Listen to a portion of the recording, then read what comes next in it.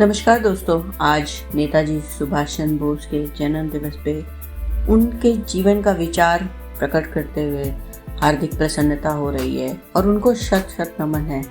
अगर आपके विचार स्पष्ट और इरादे मजबूत हैं तो कोई भी बाधा आपको अपने लक्ष्य तक पहुंचने में रोक नहीं सकती है। आप नेताजी की तरह निडर और दृढ़ संकल्पित बनने के लिए तैयार हैं तो ज़रूर ये शॉर्ट वीडियो सुनिए। कहीं ना कहीं कुछ ना कुछ आपको ज़रूर मिलेगा। उनकी कहानी एक प्रेरणादायक कहानी है। उन्होंने 1939 का भारत स्वतंत्रता की लड़ाई जब चरम पे थी, आज़ादी की राह कठिन और लंबी थी, इसी समय एक नेता ने देश को नया दृष्टिकोण और प्रेरणा दी। वे थे नेताजी सुभाष चंद्र बोस, जिनका मानना था आज़ादी भीख में नहीं बल्कि संघर्ष से हासिल होगी। उनका बचपन भी बहुत निर्भीक और शिक्षाप्रद था। वो बचपन से ही जिज्ञासु थे, दृढ़ निश्चयी थे। उन्होंने अपनी शिक्षा कलकत्ता और लंदन में पूरी की थी। उनका मन हमेशा भारत की दुर्दशा पर चिंतित रहता था। उनकी सोच थी, मेरा ज्ञान और क्षमता केवल मेरे देश के लिए है।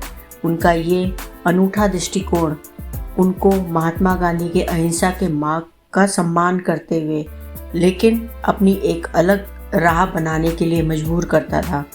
नेताजी का मानना था कि सशस्त्र संघर्ष ही ब्रिटिश हुकूमत से भारत को मुक्त करा सकता है। उनके विचार और कार्य हमेशा क्रांति और संघर्ष की भावना से भरे हुए थे। उन्होंने आज़ाद हिंद फौज INA आर्मी की स्थापना की। उसका प्रसिद्ध वाक्य जो था वो था, मुझे खून दो मैं तुम्हें आज़ादी दूंगा, जिससे लाखों भारतीयों को प्रेरित किया। और उनका विश्वास था कि दृढ़ संकल्प और बलिदान से हर कठिनाई पे विजय प्राप्त की जा सकती है। उनके दृष्टिकोण की बात करें पर्टिकुलरली तो निडरता और दृढ़ निश्चय से उन्होंने हर बाधा को अवसर में बदला है और कभी हार नहीं मानी।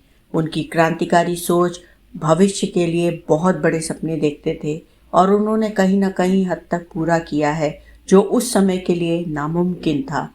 उनकी त्याग और सेवा जो थी, उन्होंने अपनी सुख सुविधाओं को छोड़कर देश के लिए अपना सब कुछ समर्पित किया। तो नेताजी का जो जीवन था वो हमें सिखाता है कि अपने विचार स्पष्ट रखिए और अपने इरादे मजबूत करिए, फिर आप वो अपने लक्ष्य तक पहुंच पाएंगे और वो पा सकते हैं जिसको कोई नहीं सोच भी पाता। आप अपने लक्ष्य पे बहुत आसानी से पहुंच जाएंगे।